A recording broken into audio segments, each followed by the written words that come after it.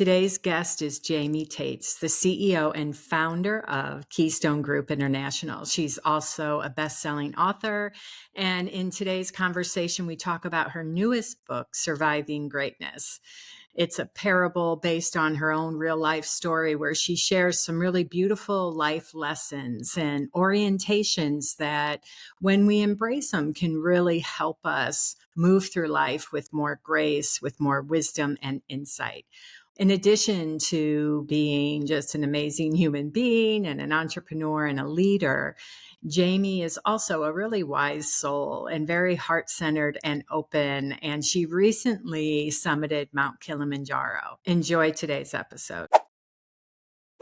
Welcome, Jaime. I am so glad you're here. And in the few minutes we've had before we hit the record button, it's like no time has passed. But I know it's been a few years since we've been able to connect. And thank you for being here today.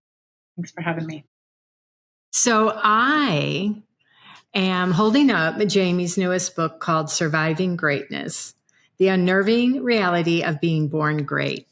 And I didn't know that Jaime had written a book. And as I was prepping for this interview, I saw it, discovered it. And as it works out, I'm really glad that I did, because the timing of it is when it's being released. And I loved it. I just want to start by saying I just found it so relatable. And throughout, I was marking it up because I think the concepts, the principles, the wisdom you share and sort of this metaphor are so digestible, but profound. So we'll get into those, Jaime, but I just... That's exactly what I wanted. I love that. Oh, good. So I wanted to ask you, how did this book come to be? So to back up a little bit, 2022, I share pretty transparently that was one of the hardest years professionally as a leader for me. Personally, everything's great. Business was actually growing, but as a leader, I made some pretty big mistakes. And I got to August of 2022 and had to make some really hard decisions in my business that were expensive and were hard for me, right? To let people go and make decisions and changes in our business. And I decided that I couldn't stay stuck in that place. And so I decided to kick off 2023 with something big, and that was climbing Mount Kilimanjaro. So in August of 22, I booked the trip without telling anyone, including my spouse. I did all the research and knew I was going to be safe and figured all that out, and then paid for it before I told anybody. And you and I both know why I did that, because if I had told anyone who loved me, they would have talked me out of it. And I went on that journey 2 weeks in Tanzania by myself and climbed the mountain with a group of strangers, essentially, and really had some profound experiences, and which is what I wanted, right? I learned about myself, my thoughts of the world, of humanity. I was climbing for 7 days, living in a tent with people from all over the world, right? That I had never met before. And so the book really came out of that. The book came out of, I wanted to tell the story when I was ready. It took me a while to be ready.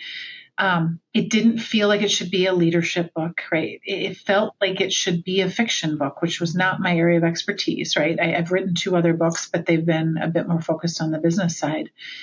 And so found the help I needed to take my story and really make it something interesting, right? But to make it relatable. I want everybody who reads that story to see themselves in it, not to see me and my story.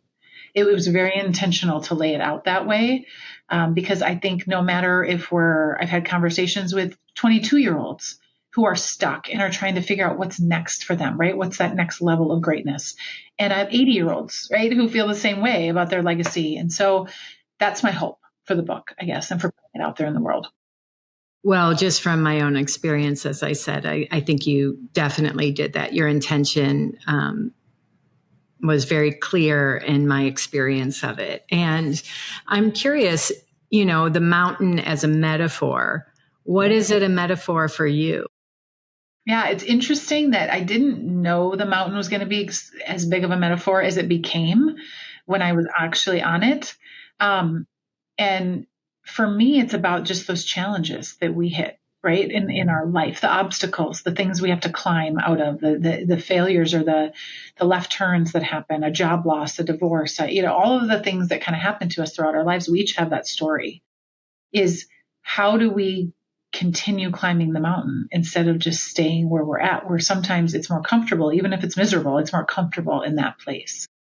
And the other thing that I realized was climbing Mount Kilimanjaro, right? You're 7 days, no running water, sleeping in a tent on rocks. Like it's brutal on mentally, physically, spiritually, all of the things. And I got to the top of the mountain and watched the sunrise and realized that the top of the mountain wasn't it. The experience was, and the thing it lit in me to do other things and climb other mountains, which literally I leave in 2 weeks to do Machu Picchu. Oh, wow. Like it's that inspiration of like challenging yourself, kind of pushing the boundaries. But what I realized is in all of my success, I've checked a lot of boxes that people would deem successful. And I was standing at the top of a proverbial mountain saying, this can't be it. Like this isn't, I'm not yet there, right? I checked all the boxes, but there's something bigger inside me that I've always known. And Barb, you were a huge part of so many years ago, starting that fire in me, but there's always been something else. And I call it my greatness, right? Because it's not my success. There's a big difference between greatness and success. And I think once you reach a certain level of success, that path to greatness is harder because it's all the work in here that you talk about, all the work that we have to do inside instead of all the outside stuff. Yeah. So can you share more about the distinction between greatness and success? Yeah. Success to me is an outward thing. It's things other people can see. It's the house you live in, your clout as a title that you have and the success you've had and the awards and accolades that everybody, and as humans, we need those things. This isn't saying you shouldn't have those things or strive for those things. And I think until there's a certain level of your journey, and I think this can happen at 35, 45, it can happen at 80, that you realize that's not it anymore. If you listen to some of the most successful people on the planet speak, it's not about money to them. And we all look at that and go, well, they have plenty of it, so that's why it's not about money to them. But they've reached a point beyond where it's the material, tangible things. And their greatness is their ability to live into their purpose at a really deep level. And that actually doesn't come with the clout and the recognition. And so it's two very separate things. And I think that's what the last couple of years have been for me, is me realizing that it was no longer about the size of my company and another award that we won that meant I was feeling successful. I was looking for something else. Well, and what I appreciate about you sharing that is there was a time when seeing what was possible in growing your business was the mountain. Right. The desire to want to expand yourself and see and test your boundaries around your business and your leadership. And yet when we get there, then that moment, and I think everybody can probably relate to that it doesn't stop there. It doesn't end there. It's not as if we reach it and then fulfillment is this thing that just is there forever, and our nature is to continue to expand, to continue to grow, to want to contribute and test ourselves even more. So I love what you're saying. And I love the distinction you're making. And, in the beginning of the book or the first couple chapters, when, Nat and Evelyn meet, I think, it's when Evelyn says, I think that you can help me remember the quote, but when she says, well, when you get to the top and you can't go any higher, where is there to go? Nat asks that, and Evelyn says, inside. Yeah. And that's what I hear in what you're saying. And I think there's a beauty between their two characters too, because Nat is a younger version of Evelyn's soul, right? I think there's just a soul connection there to like, they are kind of the same person, just at different stages of life and different stages of wisdom. And that's why I say, and a lot of us have probably experienced this. I can meet a 25-year-old that has a depth in their soul of that of an 80-year-old. In fact, I have one of those kids. I'm like, you are like an 80-year-old man in a 19-year-old girl's body, right? Like just the way she thinks and the way she acts. And, she gets up in the morning early so she can sit at the kitchen island and have her coffee. at 19, right? I'm like reading the newspaper on her phone, right? Like an 80-year-old man would do. But like, I think it's not about age. It's about where you're at. And I think we hit these points of greatness, these inflection points at every decade, right? At every point in our lives. It's not something that someone has to wait until they're 60 to say, I've really figured out the reason for life, right? And what I'm supposed to be doing. But I don't think Western society allows us to do that or values that in a way because it values success so much more. And our success is actually what gets in our way. I think I am at a point right now, and I'm at another one of these kind of greatness pivot points where my success is the thing that's going to hold me back if I can't get past it because I'm worried about what's next and leaving behind what's been. Yeah. So is the fear, just to, understand more, is it that you feel tied because what you've been doing is working and the risk that what you want to do won't work? What is it that feels? I think some of it's identity, right? Like Yeah. everyone's known me as this and I've been successful as this. And how do I become that? And it's this deep kind of internal yearning to like, I know I have to go down this path. It's a weird analogy, but I talk about like the birth canal. You can only go one way. It's kind of that feeling right now where it's like, I know this is the direction I'm going. Like even when I have fear and I let it creep up, I still know that's the direction, but I'm trying to figure out how to let go of the identity that was in the past. And it's very hard because it's what my worth was. It's where all my money came from, right? It's who everybody knew me as. And so it's an identity thing for me. Well, and that comes back to that place, then the direction is within, that direction within is where the rich landscape and new discovery and unraveling of old conditioning, old ideas of who we are, of our identity, because it can look like this set thing. But as you're so beautifully articulating, it's like, no, we're so much more than who we think we are. And who we are evolves over time. So to expect us to never want to follow a new path or step into the unknown or take chances, I think is unrealistic. But you're right. It's that fear. So what helps you? What's helping you right now kind of have the courage to keep looking in that direction and to do the inner work, to let go of that identity?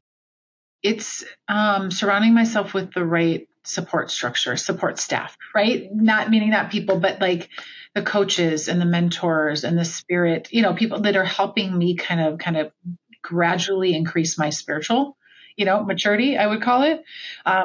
Finding those right people that are the people that are going to help me lead me right to where I need to go next. I also think there's just a lot of I've gotten to a point because I've gotten over the hump. And now I'm just stubborn about it. Like, I know I can do it. It's just more of like, okay, what's the next obstacle going to be? So I feel like I'm playing defense a little bit on like, okay, what's the next thing that's not going to work as I planned, right? Or going to be a misstep, but I'm not afraid of it in the same way. There's always fear, but the fear's not at the level that it used to be because I have confidence that I'll figure it out because I've figured out a lot. So I'm leaning on my success in certain ways for confidence, but I'm not letting it keep me back. It's kind of a double-edged, I have a love-hate relationship, right? With my kind of past accomplishments and success. Yeah. You know what I think that I'll often do with myself and with my clients is go, in a way we look at the behaviors that got us where we are. But if we go back further inside, we take an even wider macro view.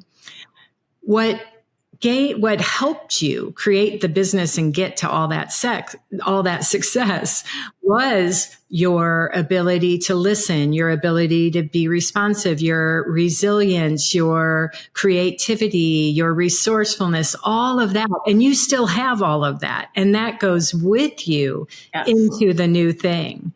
So and in the book, you talk a couple of things that I think might be fun to draw out here. But one is is it faith over fear?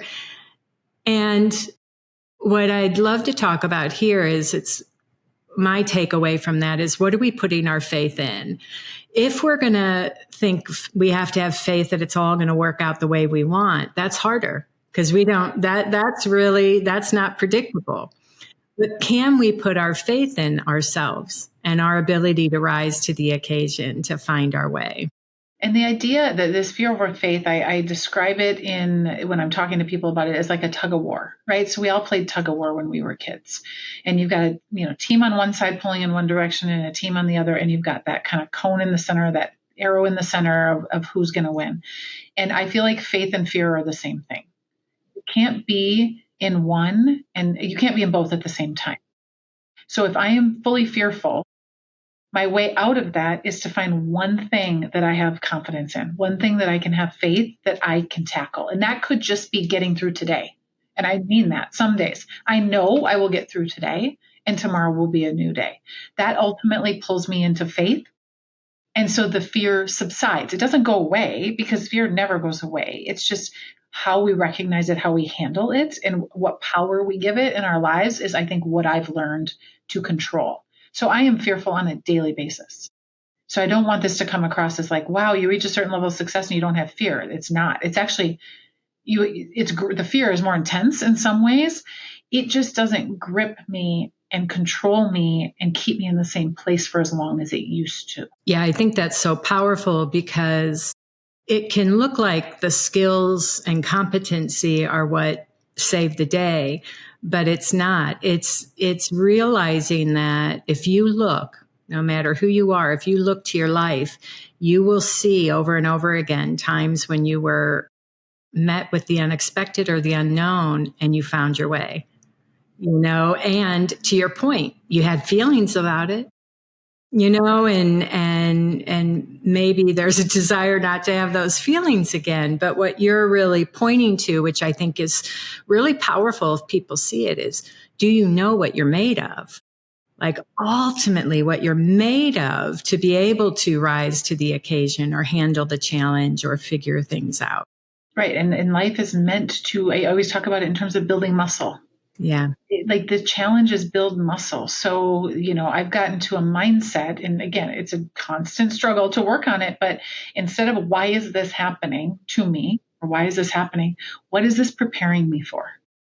So now when something happens, I'm like, there has to be a reason that I'm going through this stressful moment, this fearful moment, because it's got to be teaching me something. And that was where sharing my story and fictionalizing it in the book was, I feel a responsibility to go first in some of these areas where I think other people need someone to help them, right? Kind of move forward.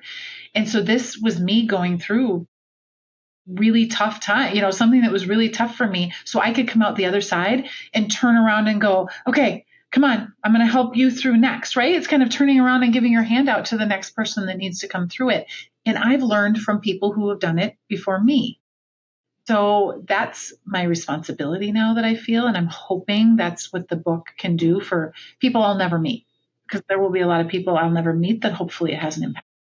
Yeah, I have no doubt that that'll be the case. Absolutely. Well, the other piece that I think would be relevant here is, in the book, you talk about readiness. And what I love about what you say is ready has been a theme for me, similar to you. I always use my own learning and journey as a teaching, and a guide for others. And I really saw a number of years ago how I sort of had this idea that if I thought about something enough, it would guarantee a certain outcome or at least be a smoother ride, right? Like I'd work out all the kinks first. And then I realized no, that's not true. You actually engage, step in, and you learn along the way, right? And you evolve along the way. But so I've seen readiness as just a thought, but what I really loved that you shared in the book is that it's actually a decision. And I would love for you to talk more about that. Yeah, I've realized through, a lot of hard decisions and risks and things I've had to do is being ready for something is a decision, not a feeling. There is not going to be a time when the heavens part and the angels sing and the stars align to tell you it's time to make a change. It just won't happen. Maybe on a Hallmark movie, right? Or in a movie that happens, but it doesn't happen in real life. It's an internal knowing, which I think helps you make the decision. But so many of us suppress the internal knowing.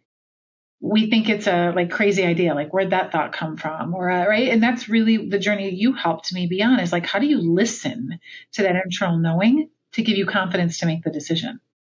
And I also think we put a lot of pressure on ourselves to make the end decision. Like, I need to know how this is going to look 3 years from now, and I better make a decision for that. Nope. You just have to make the next right decision, and then make another next right decision. And that will lead you down the path you're supposed to be on. And I think a lot of that is trust in a higher power. Yeah. Well, and it's helpful to realize confidence isn't necessary, certainty isn't necessary, and that feeling of, yes, it's going to all, that's not necessary. A knowing is something else. And to your point, it's like often we only really ever know the next move. We don't know what's beyond that. But we want to know it all. Yes. Stay where we're at. That's right. I'm not moving until I know what's going to happen 6 months from now, right? Right. But yet, if we all look back on our lives, and this is why I think reflection is such the key to growth. Most of us don't slow down. We're going 150 miles an hour and we don't stop to reflect. If we went back and did a lifeline exercise, which is something I'm doing at the retreats that I'm holding now for this, is go back and look at those clear pivot points, right? Those really big points in your lifeline. And in the weeks, months, years leading up to that, was everything perfect, right? And did it all happen according to how you? Never. There is no way someone's going to tell me it all happened exactly as I planned it out.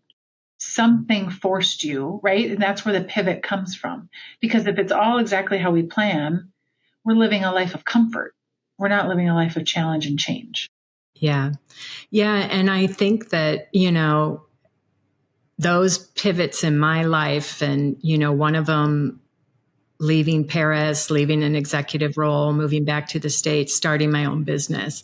You're right. It was a knowing that it was the thing to do. And sincerely, I had no clue. I had some ideas of how I might create a business and what I wanted to focus on and all of that. But because also where I was so consuming, I chose not to do the start your side hustle while you're working, like that wasn't possible. Yeah. So it was, but there was something so life-giving to listen and follow it.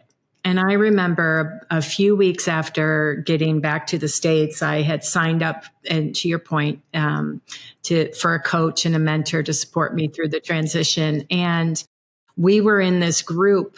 I got to attend a group event with him and the speaker.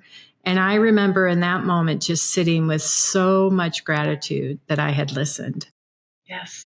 I still didn't have answers, but I knew, like, that gift of that moment, I knew what I was hearing and how I was getting lifted and the people I was meeting, I knew were happening because I listened and said yes without having all the answers. And those are kind of those lifeline moments. And as you're talking, I'm reminiscing to when you and I met, right? And I had that similar feeling, right? You went ahead and then you were able to do that for others. And then I hopefully have been able to do that as well. But it was that feeling of like, right here, right now, this is where I'm supposed to be.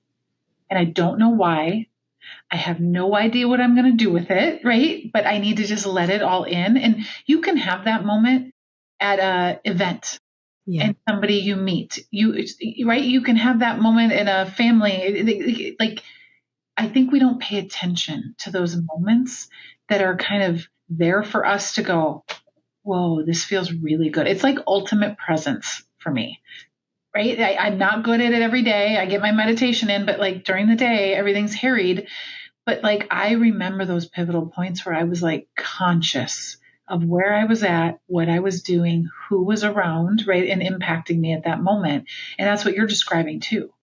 And if you're not finding, meaning speaking to the people listening, if they're not finding those kind of moments, that has to be where they start.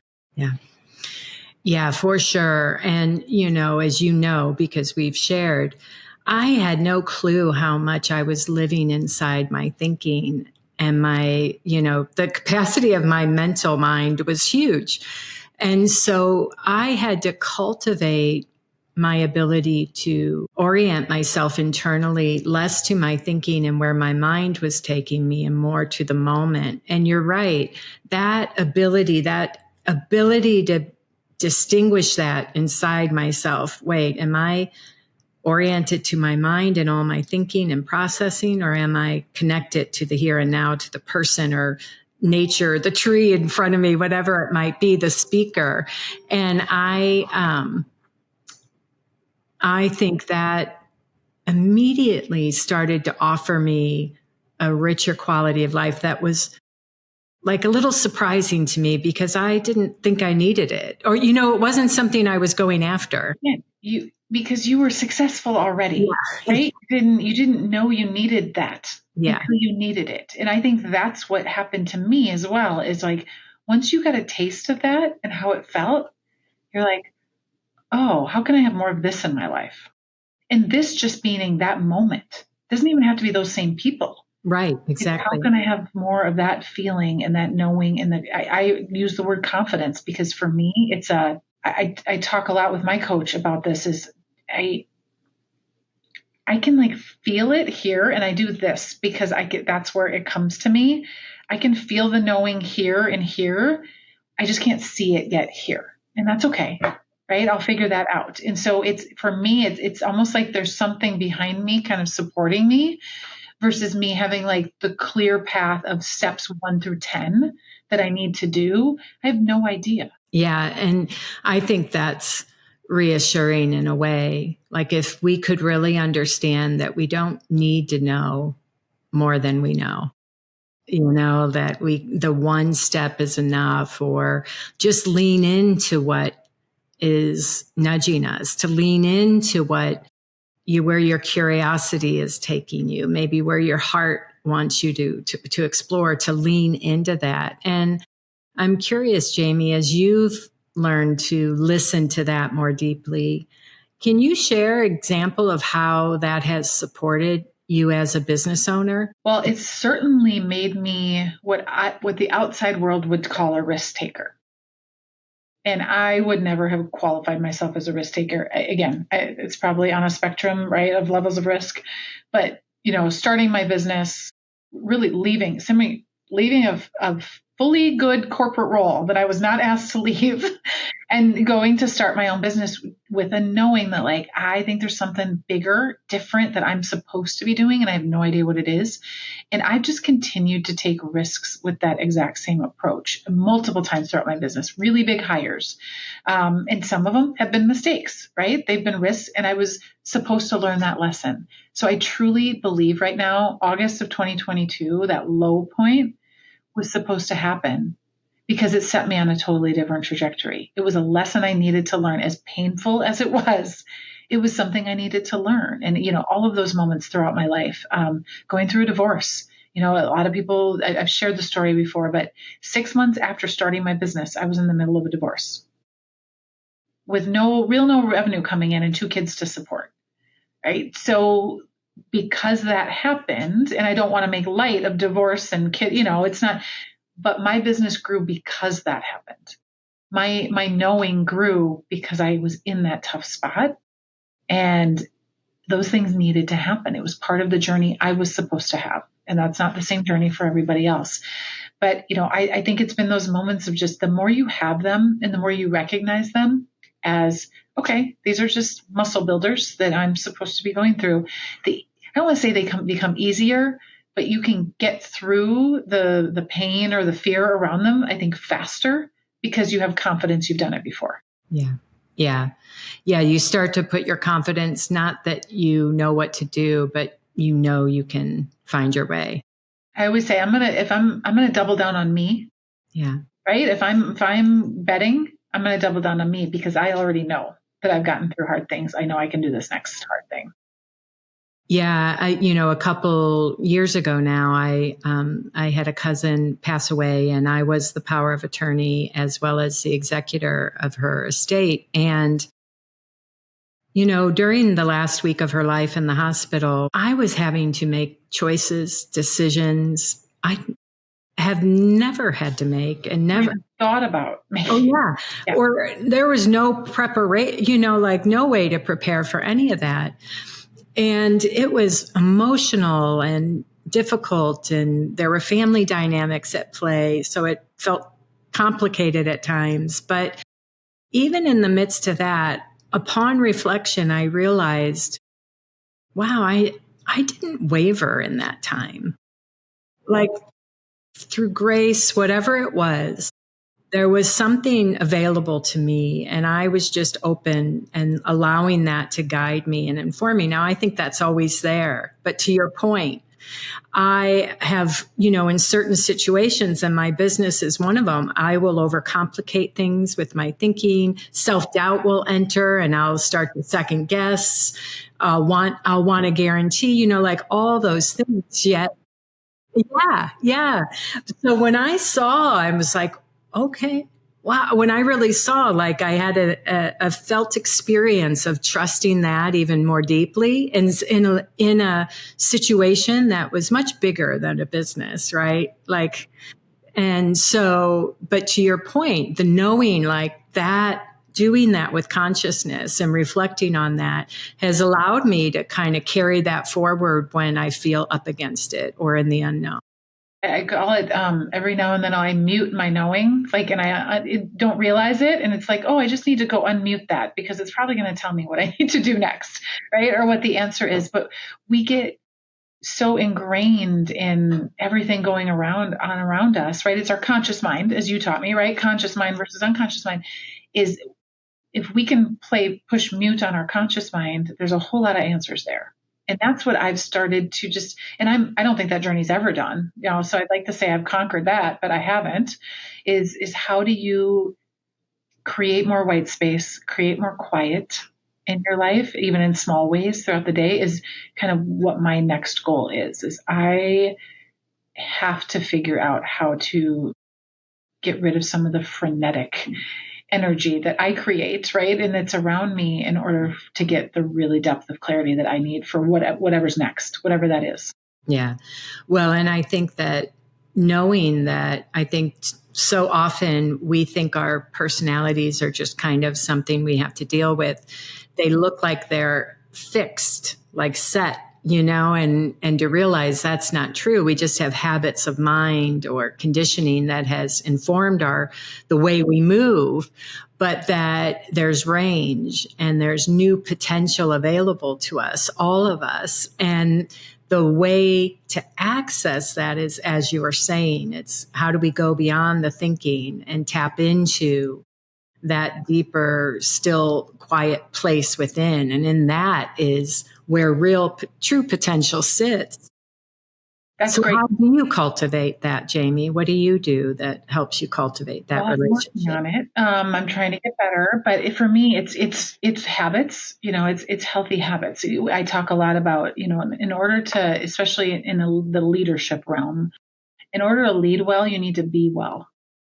And you need to be the CEO, right? Chief Energy Officer of your own life first, because until you can lead yourself, you can't lead others. You can't lead community. You can't lead your organization.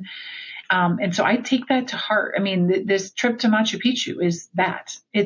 It's clarity and it's disconnection and it's, consciousness, and nature does that to me. I think it's a grounding, right? The grounding effect that nature has. So I'm very intentional. I mean, it's Italy climbing in June and now, right? So I specifically place these trips there. Not because I don't love to sleep in my own bed, because I really do, but because I know I can't get it here, going to and from the office and going about my regular, day-to-day life. I have to break those cycles and force myself into a different perspective. So I have those strategically planned. They're already planned for 2025. And then daily, it's a morning and evening routine that I don't ever miss. And my family knows it exists. and they know not to bug me, right, during that time. But it's my clarity time. It's my quiet time in the morning and then right before I go to bed to try to kind of bookend the day. Because then no matter how frantic everything has been, how chaotic everything's been throughout the day, I know I've got bookends that are meant to repair.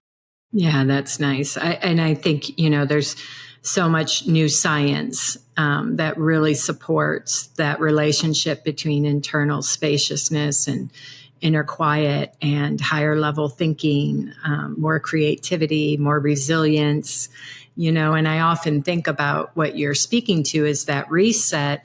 And people will say, well, I'm so tired. I just sat on the couch and watched Netflix. And I think we all love a good series. So I'm totally into that. And what you're really pointing to is that the mind rests completely.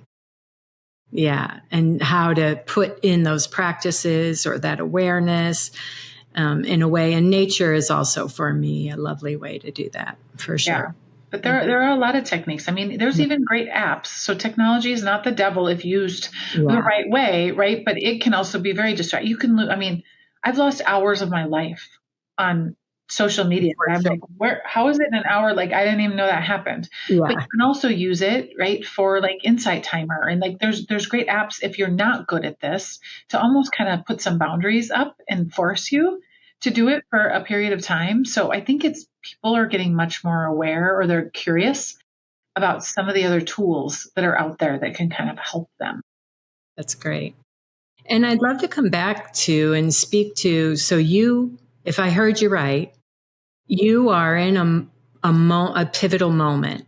You're and you're allowing the internal to take the time that it needs to take before it shows up in the external, just to put a button there. Often my mind is ahead of the natural momentum of things. So kind of coming back and listening and tuning into the timing has been a challenge for me at times. But curious, what is the pivot you're making? What are you comfortable sharing today? Yeah. Where are you being pointed? Well, I'll give you what has happened just in the past couple months, right? Book is getting ready to be released, right? Once you kind of get it, it's like it's finally here. You've been working on it for a long time. In 2023, I hired a president for my business she's phenomenal, and she's growing and scaling the business. And I'm not really in the day-to-day anymore, which is this is what I dreamt of one day, right? But I'm also like, so who am I if I'm not the CEO that's in the office every day?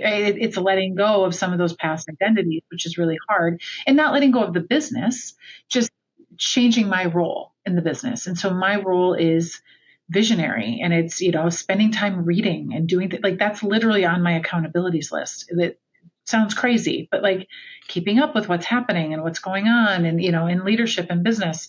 And then, a month or so ago, I bought a 60-acre horse farm. Oh, nice. I don't have horses,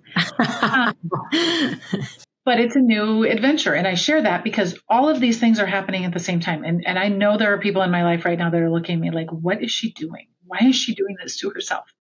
She could just go be CEO of her business, this great, successful, growing business, and be good. Like, just be comfortable for a while. And that's terrifying to me, because me feeling like I'm in the same place at the end of 2025 as I was at 2024 is my biggest fear now. Yeah. I fear comfort. Yeah. And so I search out what that next challenge is. And so I've never lived on a farm. I've never had horses. I now own a tractor.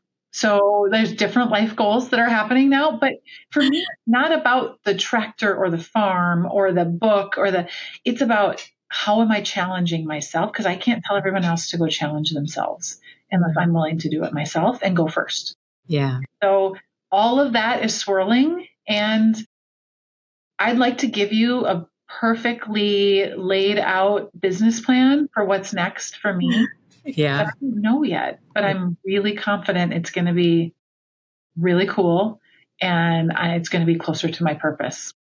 Well, I think it would go against what we've been saying if you had it all mapped out. I know. Right? It's a good reminder that I don't need to, even for you. I don't need to tell you exactly, but it's like, I know I'm on the right path, and I'll just keep walking down this path. Yeah. It feels good. And Yeah. until it doesn't, then this is the path I'm on. Yeah, I love that. It's inspiring. And, I wanted to ask you, in the book, you talk about the true summit. And I'm curious, what does that mean to you? What's the true summit for you? Yeah, it means a lot of different things to me. And if you asked me 5 months ago or 5 years from now, like it probably means something different. But for me, it's back to presence. It's about being in the moment versus always achieving something else, right? Like you get to the top of the mountain and maybe that mountain is the proverbial mountain, right? There's another mountain you need to climb, but maybe right now isn't that time. And you have to give yourself that repair and recovery. And I feel like I'm maybe in that a little bit, right? I've been grinding for 11 years building a business and it's great. And now I have to let myself take a breath because I have to prepare for the next journey, whatever that journey is. And it doesn't mean I'm sitting on the couch, watching Netflix. It means I'm just moving at maybe a bit slower pace. So like 100 miles an hour instead of 150. And I'm maybe stopping to look around a little bit. So what's happening? So it's getting used to that new pace, I think, is the learning I'm in right now. Yeah, I can really relate to that. And I think a lot of the leaders and entrepreneurs that I work with, that's the challenge is, that it looks like it's grit and will, determination that is the source of success. Now, we have those experiences and I'm grateful for them when I need them. But to really see that over time, we want to be able to do the ebb and flow with focus, with productivity, with efforting, with life, and learn to, that our bodies, our minds, our spirits need the ebb as much as we also desire and love the flow. And I think this is a big issue right now, Barb. You're probably seeing it, right, with leaders that you're coaching is this level of, give it a name, whatever name, right? Burnout. And what's happening is people don't have the practices that they need, or they feel like they would never talk about them in a public forum like this. And I think people need to be talking about these types of things. Yeah. Every executive needs to have this for them to be healthy, to lead themselves first. Yeah. And it's no longer a thing you have to do in quiet or you can't tell anybody about. I think we need to be screaming this from the rooftops. Yeah. Well, and I think that we have this misunderstanding and this cultural conditioning here in the West, that productivity is a sign of health. And so, and so we begin to measure our worth, our day, our okayness based on levels of productivity. And it's just, again, a huge misunderstanding that causes people to spin out, burnout, a lot of internal pressure. Yeah. Which is causing a lot of the health issues and everything. I tell people I get 8 hours of sleep a day. Now, depending on the season, I might wake up in the middle of the night and be worrying about something because I tend to be a worrier, but I get 8 hours of sleep. I work out almost every day. Now, not crazy. Like I'm not going to hour-long boot camps, but I move my body every day. I meditate every day. And those things are what give me the fuel to do all of the other hard things that I need to do. And if I can build a business, raise 4 kids, win all sorts of awards and get 8 hours of sleep a day, like other people can too. Like that's where you have to disconnect. Like that is not what's taking away from your success. If you sit on the couch every now and then, if you take a day off, like truly take a day off, if you sleep 8 hours because your body needs that. I think another thing that I've gotten good at is listening to my body. So yesterday was a perfect example. I got a really good night's sleep and I woke up and I had that feeling of like my body being sunk into the bed, like it wasn't ready. Like normally I'm like, okay, I'm up, I'm exercising. And I just said, no, I need another hour here instead of exercising. And I'm going to forego, I'm making a choice. It's what my body needed. And so the old Jaime would have been filled with guilt all day long because I didn't, God, shame. And like you didn't get up and work out and you should have. And like, what are you going to eat for lunch? Because you didn't work out this morning.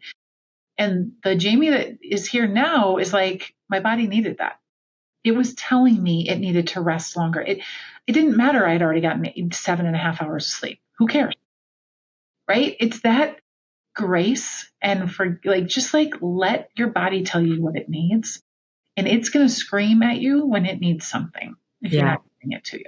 Yeah. And don't override. And similar to what you said at the beginning of our conversation is sometimes we're getting those nudges, but we override it with that's a bad idea. That won't work. And the same listening to the body, we override it thinking we can't trust that, rest is needed or a little more sleep or hydration or whatever it might be. Yeah. Right.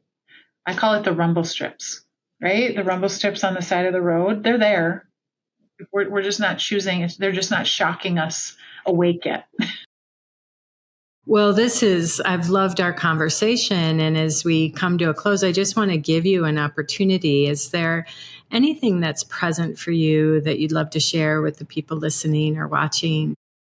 Yeah, there's a question that I pose a lot when I speak or, talk to people. And it's a simple question, but profound is what would you do if you weren't afraid? Period. Question mark. What would you do if you weren't afraid? And I bring that up because you would step into what you're supposed to step into. And so all we have to do is start to recognize the fear and figure out how to take action towards the fear, because that is how I believe action kills fear. And so that's the question is, what would you do if you weren't afraid? And you'd be, you wouldn't be shocked, but I continue to be shocked by the things that come forward. The emotion when I ask us that simple question to people, because we're holding on to all of these beliefs and shoulds and what society thinks we're supposed to do as moms or women business leaders or insert whatever. And when you ask that simple question, if all of that was cleared away, what would you do? To me, that's your greatness. That's that path. We just have to work on clearing away all of the other stuff. Yeah. Yeah, beautiful. Thank you so much, Jaime. I really appreciate you sharing all your lessons and so openly and honestly. Thank you. And where do you want to point people if they want to learn more? We'll have a link to the book for sure, but where else would you like to point people? Yeah, I mean, I social, right? I'm very conscious of what I put out. I'm very intentional about the messages and the inspiration that I put out on social media. So I love for people to follow me there because I hope, occasionally they're going to see something that they need to hear. And I love engaging with people there. So LinkedIn, Instagram, you can follow along on Instagram as the farm starts to take shape. It should be both funny, hopefully, and inspiring to see me drive a tractor for the first time. But, I just want to put out light in the world. The world's pretty dark right now.